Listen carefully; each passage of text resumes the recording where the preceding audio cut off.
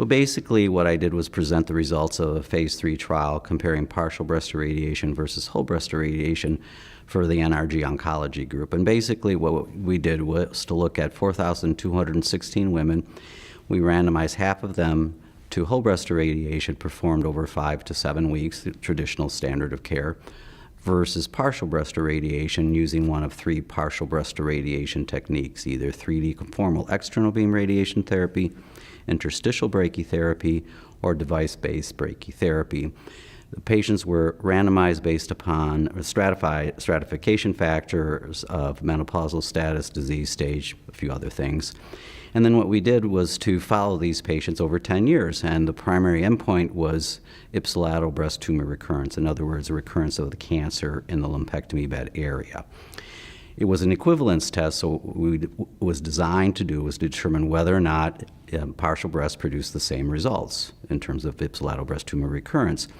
Unfortunately, the results, we did not quite meet equivalence, but the difference was only 0.7%. So statistically, we did not demonstrate equivalence, but the difference at 10 years was very, very small. We also looked at what's called relapse-free interval, which is the time from randomization to the development of a first local, regional, or distant recurrence, regardless of an intervening second cancer or contralateral breast cancer. And what we saw that at 10 years, there was a 1.6% difference between partial and whole breast irradiation that was statistically significant. Again, it was a very small difference, but it was statistically significant. We also looked at disease-free survival, overall survival, distant metastases-free interval, et cetera. Those were all not statistically significant. So in other words, it did not impact on cure rates, things like that. So our conclusions were that, yes, we did not demonstrate equivalence based upon the upper limit of the confidence interval for the hazard ratio. That's the statistical interpretation, but that difference was less than 1% at 10 years.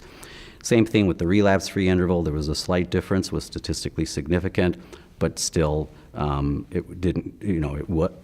They were not proven to be equal.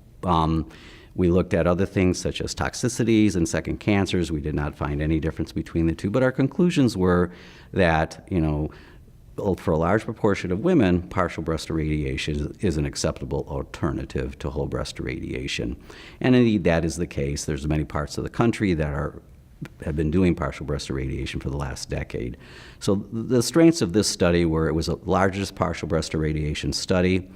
The eligibility criteria were quite diverse. We included patients with positive lymph nodes, younger patients, ductal carcinoma in situ. We really wanted to know exactly, are there differences at 10 years? Because this has been used for quite some time. So the power of the study is, yes, it did show that there was a slight difference that didn't quite meet statistical equivalence, but nonetheless reassuring us that applied into right groups of patients, this is very safe and does help women who want to improve their quality of life and not go through an extensive period of radiation therapy.